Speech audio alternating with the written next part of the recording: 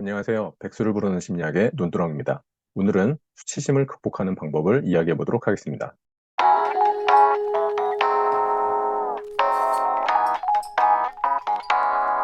수치심을 극복하는 방법은 건강하지 못한 방법과 건강한 방법 두 가지가 있거든요. 먼저 건강하지 못한 수치심 극복 방법을 보도록 하겠습니다. 이걸 보면서 여러분들이 내가 지금 극복하려고 하는 방법이 건강하지 못한 것인지 한번 확인해 보셨으면 하는 마음에 이걸 알려드리는 겁니다.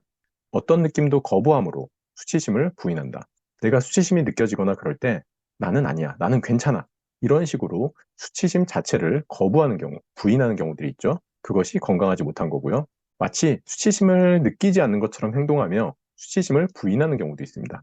오히려 적반하장처럼 내가 뭔가 잘못을 했을 때 아니면 창피함을 느꼈을 때 오히려 더 떳떳하게 너무 당당한 것처럼 본인의 수치심을 수용하지 않고 정반대의 모습으로 나가는 경우들이 있죠. 그리고 도덕적, 윤리적, 종교적 규범을 지킴으로 수치심을 부인하는 경우도 있습니다. 약간은 완벽주의자들도 여기에 해당이 되는데요. 이렇게 확실하게 규범을 지키면 내가 수치심을 느낄 확률이 줄어들게 되겠죠. 그런 식으로 본인이 느낄 수치심을 줄여버림으로 인해서 내가 수치심을 느끼지 않는다라면서 지내게 되는 경우도 있죠. 그리고 수치심을 다른 사람에게 전가시키는 경우도 있습니다. 즉 이게 남 탓을 하는 건데요. 어떤 일이 있거나 어떤 사건이 있을 때 외부기인을 하시는 분들이 있는데 그런 분들이라면 수치심을 느끼지 않으려고 발버둥을 치고 있는 그런 상황이구나라고 보셔도 됩니다. 그리고 충동적인 행동을 통하여 수치심을 부인하는 경우들이 있죠.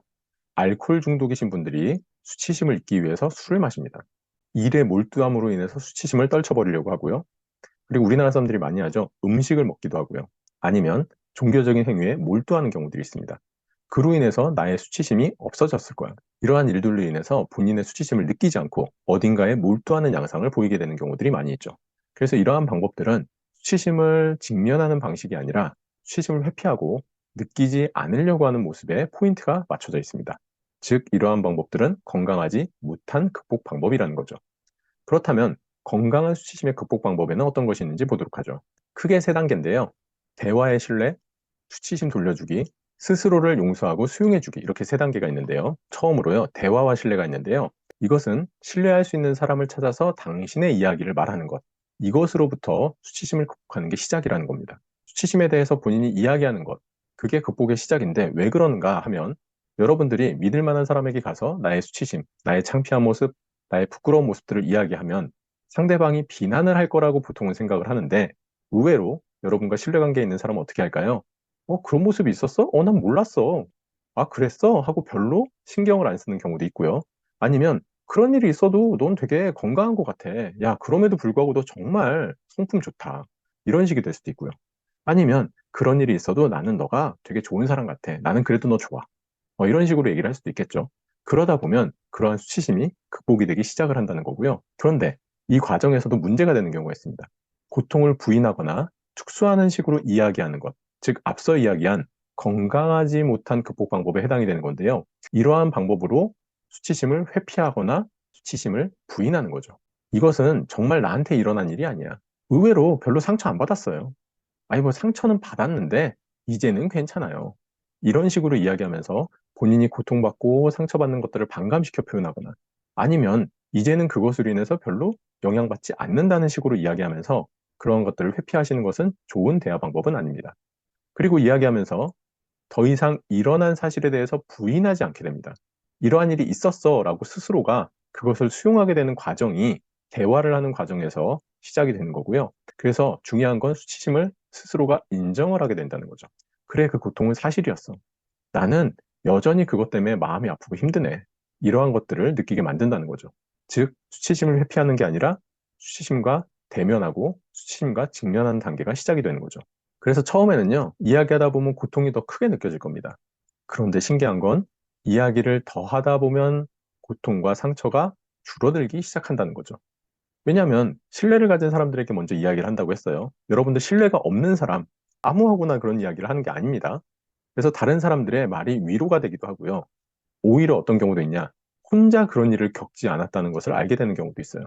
그래서 꽤 많은 경우에 자조 모임이라고 해서 유사한 문제를 경험하신 분들이 모여서 집단 상담이나 이런 자조 모임을 하게 되면 굉장히 큰 효과 중에 하나가 뭐냐면 나만 이런 문제를 경험한 줄 알았는데 알고 보니 나 말고도 이러한 문제를 경험한 사람이 있었구나. 그리고 이러한 문제들을 잘 이겨낸 사람도 있구나. 혹은 잘 이겨낸 사람들이 먼저 노하우를 알려주기도 하고요. 그리고 어떤 게 더 위로가 되나요? 비슷한 일을 경험한 사람들이 위로를 할 때 저 사람은 진짜 나의 마음을 공감해 줄 수도 있겠죠. 진정한 공감을 통한 위로의 말이 그 상처를 회복시키기도 합니다. 당신의 상처가 충분히 이해가 돼요. 내가 당신이었어도 그러한 상황에선 상처받았을 겁니다. 사실 저도요, 비슷한 일로 상처받은 게 있어요. 이런 얘기들만 들어도 굉장히 마음이 놓이고 마음이 오히려 편안해집니다. 두 번째 단계는요, 수치심을 돌려주는 거예요. 수치심을 가진 사람은요, 타인의 수치심도 자신의 수치심으로 여깁니다. 그렇기 때문에 타인에 의한 수치심을 느낄 때는 속으로 자신에게 이런 얘기를 하세요. 잠깐, 그건 나의 수치심이 아니야. 나는 당신의 수치심을 당신에게 돌려드립니다. 예를 들면 커피숍에서 줄이 아주 길게 늘어서 있는데 바로 내 앞에 있는 사람이 지금 결제를 하는 중이에요.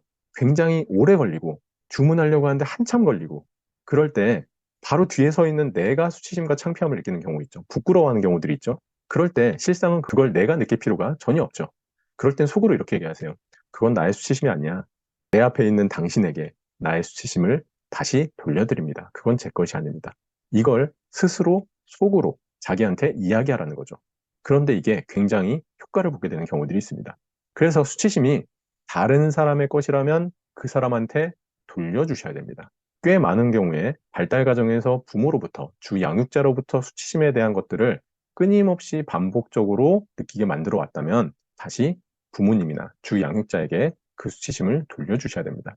그런데 이런 경우가 있죠. 그게 내 것이라면 스스로 해결을 해야 되지 그것까지 남한테 돌려주는 것. 이건 말도 안 되는 그런 방법이죠. 세 번째 단계는 스스로 용서하고 수용해 주기입니다. 수치심을 가진 사람들이요. 자신이 큰 문제를 가지고 있고 자신이 잘못한 것들이 많다고 생각하면서 살고 있어요. 그래서 현실적으로 이런 생각을 해요. 실제로 살펴보면 실수 없는 삶을 사는 사람은 단 한 명도 없어.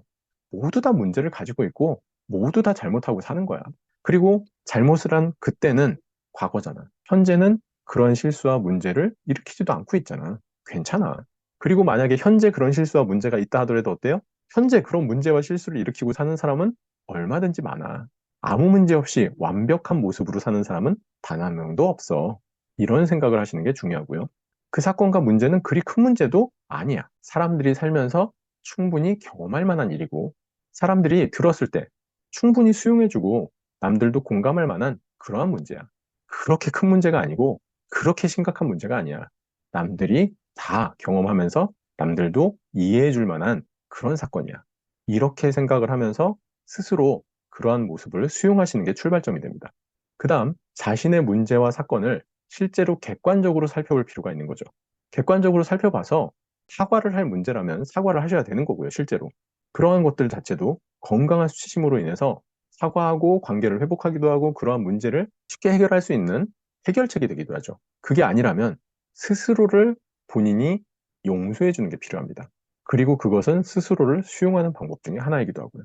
그래서 객관적으로 잘못한 수치심이 있다면 사과와 용서를 하셔야 됩니다. 그래서 용기를 내셔야 되는데요. 수치심을 가지고 살 것인가? 아니면 용서와 사과를 하고 자유롭게 살 것인가? 이게 여러분들이 내셔야 될 용기입니다. 그래서 요즘 사회에서는 제가 용기가 필요하다는 얘기를 해요. 어떠한 용기냐? 자신이 잘못한 것에 대해서 떳떳하게 드러내고 사과를 할 용기가 필요하다는 거죠. 근데 꽤 많은 경우에 본인이 잘못한 걸 감추고 싶어 하고요. 본인이 잘못한 게 드러나면 굉장한 수치심을 경험하게 되죠. 오늘은 수치심을 극복하는 방법에 대해서 이야기하였습니다. 백수를 부르는 심리학의 논두렁이었습니다. 감사합니다.